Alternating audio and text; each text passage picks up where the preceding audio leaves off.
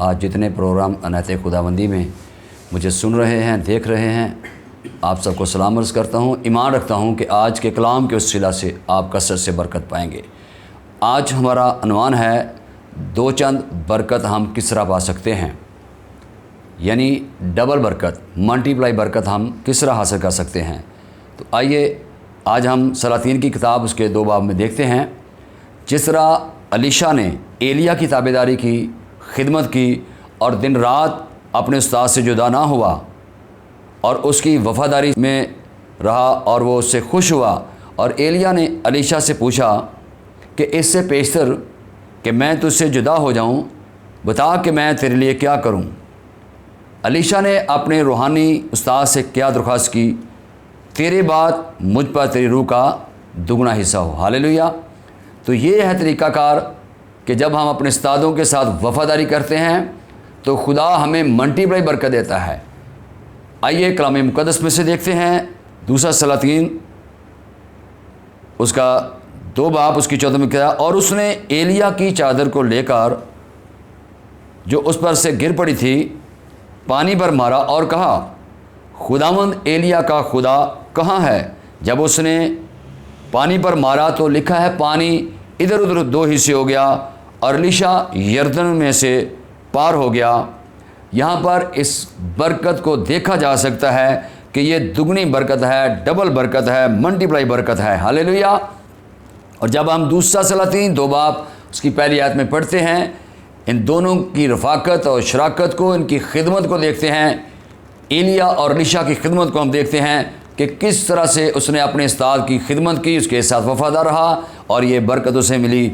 आइए हम तफसील के साथ कलाम मुक़द्दस में से देखते हैं। दूसरा सलातीन उसका 2 बाब उसकी पहली आयत में लिखा है, और जब खुदावंद एलिया को बगोले में आसमान पर उठाने को था तो ऐसा हुआ कि एलिया ने अलीशा से कहा कि तू ज़रा यहीं ठहर जा, इसलिए कि खुदावंद ने मुझे बैतेल को भेजा है।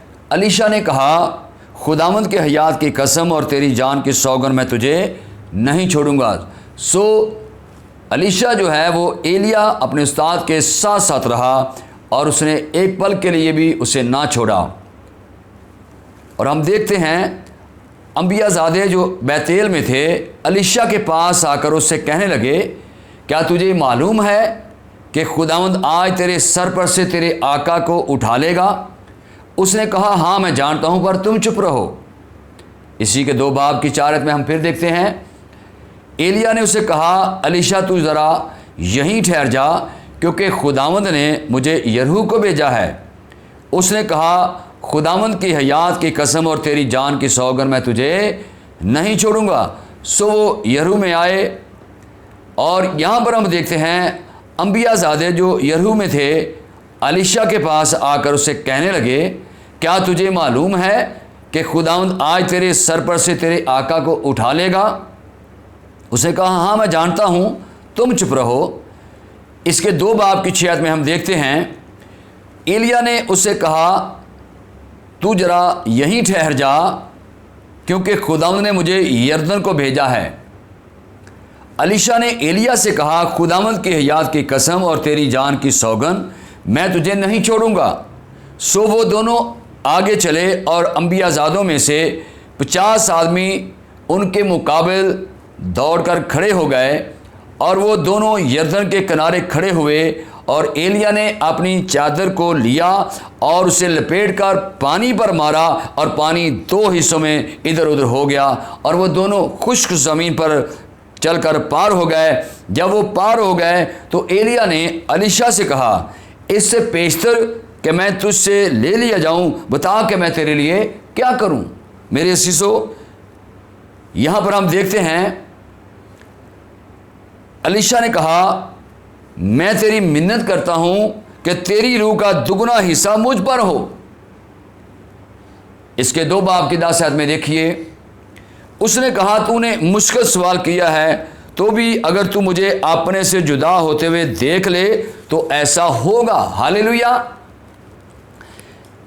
और कलाम मुक़द्दस में हम पढ़ते हैं दूसरा सलातीन उसका 2 बाब उसकी 11 से 12 आयत के अंदर, और वो चलते चलते बातें करते जा रहे थे कि देखो एक आतिशी रथ और आतिशी घोड़ों ने उनको दोनों को जुदा कर दिया और एलिया बगोले में आसमान पर उठाया गया। अलीशा ये देखकर चिल्लाया, ऐ मेरे बाप, ऐ मेरे बाप, ऐ इस्राएल के रथ और उसके सवार, और उसने उसे फिर ना देखा। हालेलुया। इसका 2 बाब के 13 को पढ़ें तो यहां लिखा है, उसने एलिया की चादर को जो उस पर से गिर पड़ी थी उठा लिया और वो उल्टा फिरा और यरदन के किनारे खड़ा हुआ, और उसने एलिया की चादर को जो उस पर से गिर पड़ी थी ली और उसे पानी पर मारा और कहा, खुदावंद एलिया का खुदा कहाँ है। और जब उसने उसे पानी पर मारा तो मेरे शीशो कलाम में किसमें लिखा है कि वो इधर उधर हो गया और अलीशा पार हुआ। यहाँ पर हम इस सारी कहानी को देख रहे हैं कि किस तरीके से अलीशा ने एलिया से डबल बरकत को हासिल किया। जब उसे पता चला कि मेरा उस्ताद जो है आज आसमान पर उठा लिया जाएगा, तो एलिया बार बार उसे कह रहा है कि अलीशा यहाँ रुक जा, खुदा ने मुझे बैतेल को भेजा है। और एक बार जब उसने बैतेल का जिक्र किया तो आगे से अलीशा अपने उस्ताद को क्या कहता है, वो कहता है कि खुदावंद की हयात की कसम और तेरी जान की सौगंध, मैं एक पल के लिए भी तुझसे जुदा नहीं हूँगा, मैं तुझे नहीं छोड़ूंगा। इसी तरह मेरे शीशो अंबियाज़ादे जो बैतेल में थे, उन्होंने भी अलीशा को बताया कि आज तेरा उस्ताद तुझसे ले लिया जाएगा, आसमान पर उठाया जाएगा। तो उसने उन अंबियाज़ादों को भी यही कहा कि आप चुप रहें, मुझे पता है। और इसी तरह फिर हम देखते हैं कि एलिया ने उससे कहा, अलीशा तू ज़रा यहीं ठहर जा, क्योंकि खुदा ने मुझे यरहू को भेजा है। और यहाँ पर भी उसका वही जवाब था कि खुदावंद के हयात की कसम और तेरी जान की सौगंध, मैं तुझे नहीं छोड़ूंगा। सो वो यरहू में आए, और यहाँ पर भी देखते हैं यरहू के अंदर भी अंबियाज़ादे जो यरहू में थे अलीशा के पास आकर उससे कहने लगे, क्या तुझे मालूम है कि खुदावंद आज तेरे सर पर से तेरे आका को उठा लेगा। उसने कहा, हाँ मैं जानता हूँ, तुम चुप रहो। और इसी तरह मेरे शीशो हम देखते हैं कि एलिया ने उसे कहा, तू ज़रा यहीं ठहर जा, क्योंकि खुदावंद ने मुझे यरदन को भेजा है। अलीशा ने एलिया से कहा, खुदावंद के हयात की कसम, तेरी जान की सौगंध, मैं तुझे नहीं छोड़ूंगा। तो यहाँ पर लिखा है, सो वो दोनों चले और आगे बढ़े। और इन तमाम वाक़यात को पढ़ने के बाद मुख्तलिफ जगहों पर जब खुदावंद एलिया को बुला रहा था, वो चाहता था कि अलीशा से वो अलग हो, लेकिन हम देखते हैं अलीशा की वफादारी कि वो अपने उस्ताद के साथ साथ है, एक पल के लिए भी उससे जुदा नहीं हुआ।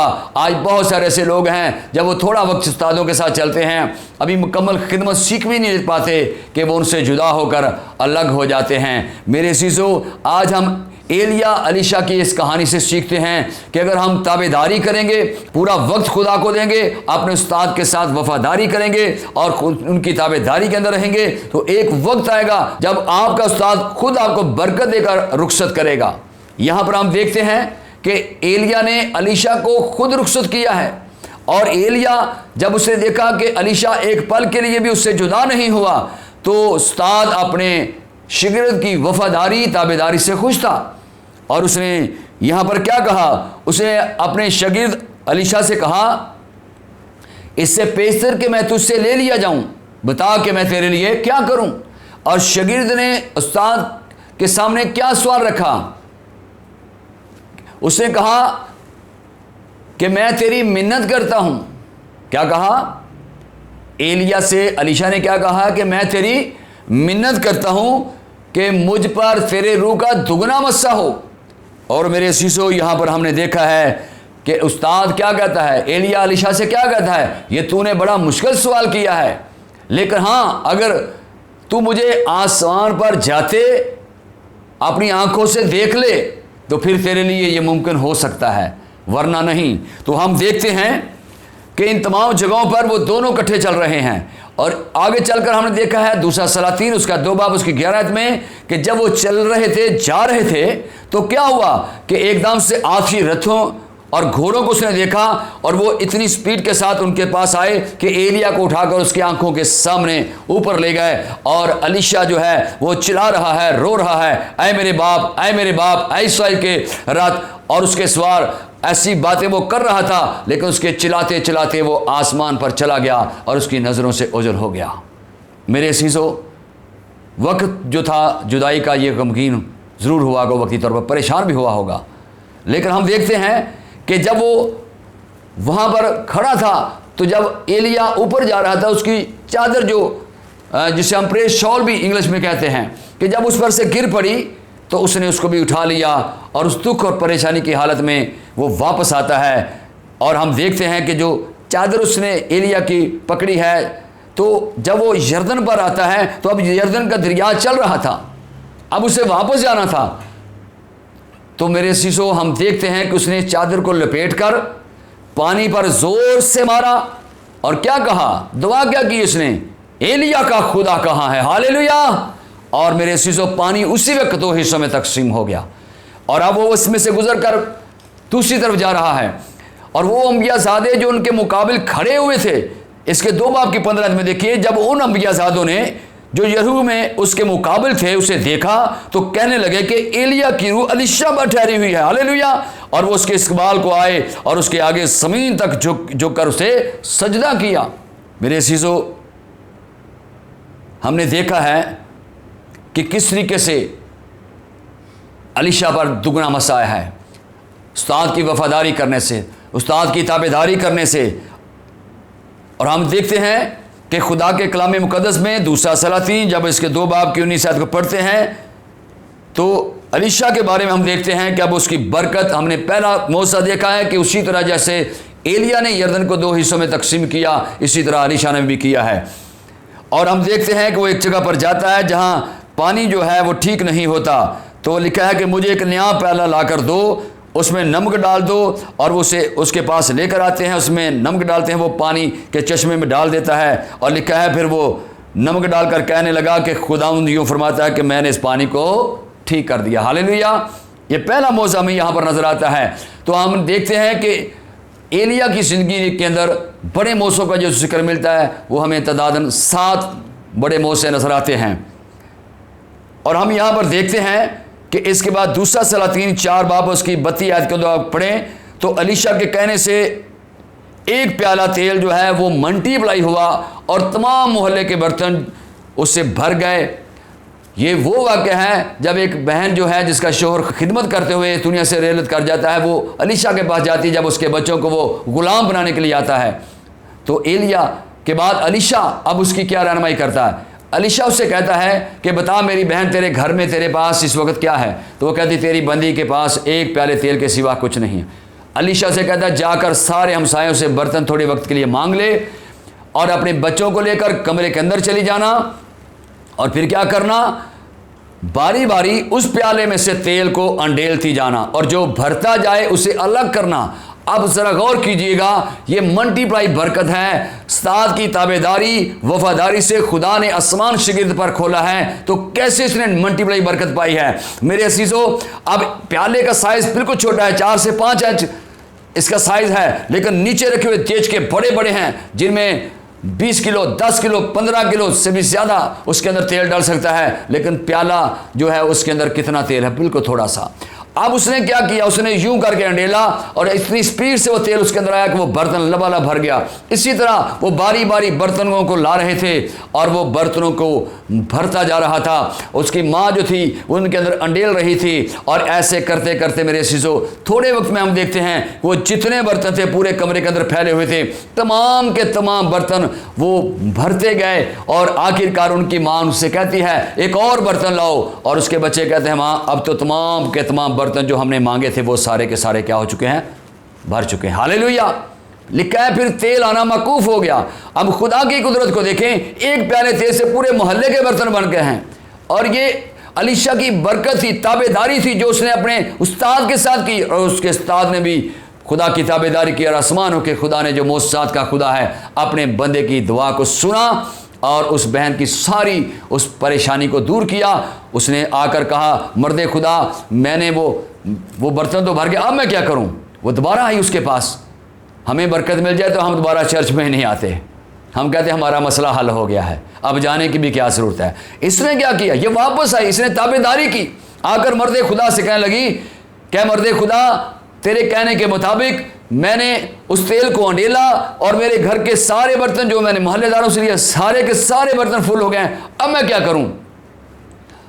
और मर्द खुदा अलीशा क्या बताता है, जाकर तेल बेच, अपना कर्ज अदा कर, और बाकी जो उसमें से बच जाए उससे तू और तेरे बच्चे गुजारा करें। मेरे चीज़ों, यहाँ सीखने वाली बात है। अब जो मोहल्ले के तमाम बर्तन उसने वापस किए होंगे तो क्या उन्हें हाथों से साफ किया गया होगा कि इसमें के अंदर तेल ना लगा रहे? बल्कि मैं आपको ईमान के साथ कहता हूँ कि जैसे वो बर्तन अंडेले गए वैसे ही वो खाली किए गए और किसी को साफ नहीं किया गया, बल्कि वो बरकत दूसरे घरों तक भी खुदा उनके फजल से गई और मल्टीप्लाई बरकत के चली गई, वो मोहल्ले वालों को भी बरकत मिल गई। और इसी तरह मेरे चीज़ों, ये वो मौसात हैं जो अलीशा की ज़िंदगी के अंदर हर रूनुमा होते हैं। और 13 मौसे करने के बाद मर्द खुदा अलीशा मर जाता है, उसे दफन कर दिया जाता है। और उसका आखिरी मौसा बयान करना चाहता हूँ कि उसे मरे काफ़ी साल हो जाते हैं और जिस जगह पर वो दफन किया जाता है वहाँ से काफ़िला गुजर रहा होता है और उनका एक शख्स जो है मर जाता है। वो मुर्दे को साथ साथ उठाकर चल रहे होते हैं, लेकिन जब वो पहाड़ी इलाके में से गुजरते हैं उन्हें वो कब्र नज़र आती है और वो कब्र अलीशा की होती है। वो कब्र को खोदते हैं और खोदने के बाद अपना मुर्दा उठाकर कब्र के अंदर रखते हैं और फिर उसकी हड्डियों को लेकर, मर्द खुदा अलीशा की हड्डियों को, जैसे हम आजकल करते हैं कि अगर किसी मुर्दे की हड्डियां निकल आएँ तो हम अपने मुर्दे के साथ उनको रख कर उसे बंद करते हैं, वो भी ऐसा ही कर रहे थे। जैसे उन्होंने अपने मुर्दे को सेट करके रख दिया, फिर मर्द खुदा अलीशा की जो हड्डियाँ थी उन्हें पकड़ा और साथ रखा और जैसे वो हड्डियाँ मुर्दे के साथ टच हुई, मुर्दा उठकर खड़ा हो गया। हालेलुया! ये 14वां मौज़ा है जो अलीशा की मुर्दा हड्डियों के वसीला से वो मुर्दा जिंदा हो गया। ये मल्टीप्लाई बरकत है। अगर आज आप भी अपने उस्तादों की वफादारी करेंगे, अपने खुदावंद की वफादारी करेंगे तो ऐसी ही बरकत, ऐसे ही मौज़ात आपकी ज़िंदगी पर भी मैं ईमान के साथ कह सकता हूँ कि खुदा ऐसी बरकत आपकी ज़िंदगी के अंदर ट्रांसफ़र कर देगा। हालेलुया! क्योंकि उसके उस्ताद ने कहा था, एलिया ने फरमाया, अलीशा अगर तू इन आंखों से मुझे जाता हुआ देख लेगा तो तेरे लिए वैसे ही हो जाएगा जैसा तू चाहता है। तो खुदावंद इस कलाम के वसीला से आप सबको बरकत बख्शे। आमीन। God bless you.